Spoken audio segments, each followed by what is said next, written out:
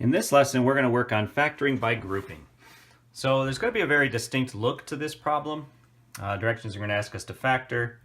And the first thing that we're going to notice is there's going to have to be, in order to factor by grouping, you have to have 4 terms.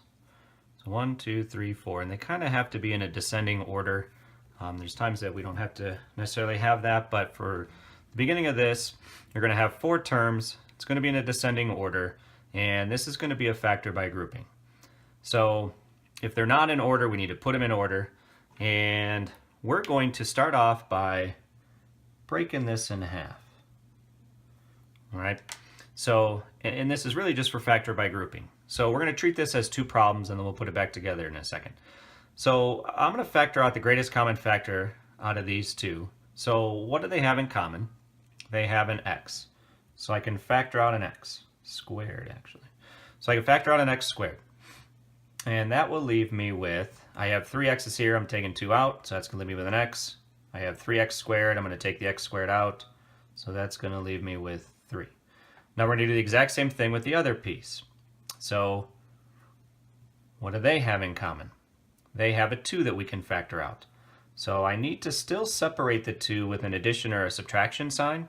And since we're factoring out a positive 2, I'll leave a plus 2 here. And we will have an x plus 3. Now in order for factor by grouping to work, you had to have 4 terms.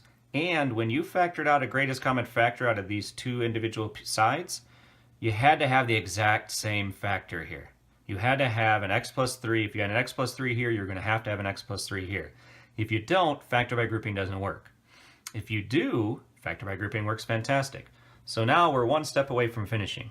What does this have in common with this? They both share the x plus 3. So we can factor that out. So if we factor out an x plus 3, they essentially would go away. Right? Just like if you factor out an x out of these 2, it loses an x. Or if you factor out an x squared, it loses an x squared. If you factor out a 2, it loses a 2. So this piece comes out, and each of them, we remove the x plus 3's. So we have left an x squared out of this term, and this term has a positive 2 that's left. And that's it, factor by grouping.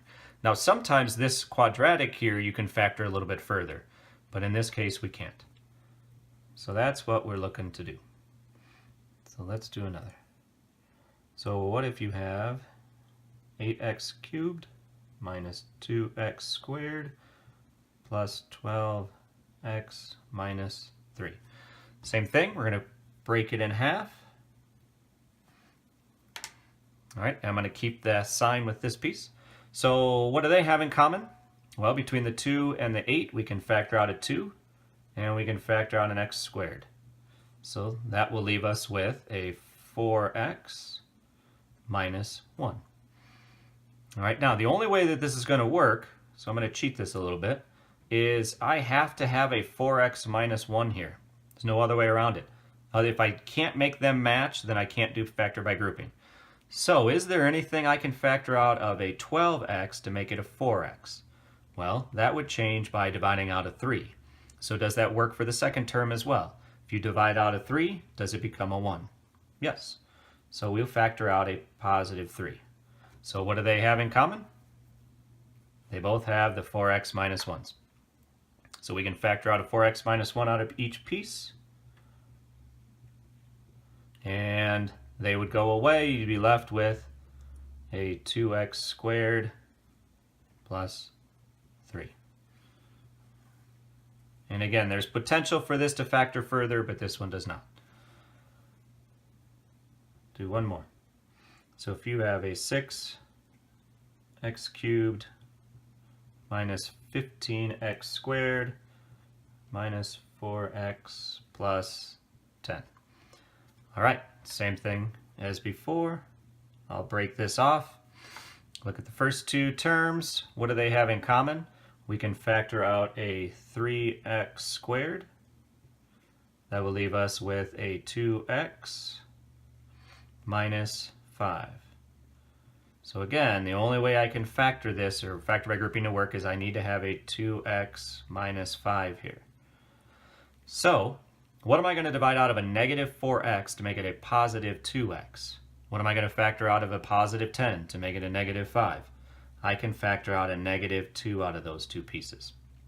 So factoring out the 2 from the 4 makes a 2, factoring out the 2 from the 10 makes a 5, but I wanted to change the signs to make it a positive and a negative. Factoring out a negative will do that for me. So what do they have in common? They both have exactly the 2x minus 5. So we'll factor a 2x minus 5 out, and we'd be left with a 3x squared minus 2. And there's potential for that one to factor further, but this one does not. All right, and that's a little bit of an idea of factor by grouping.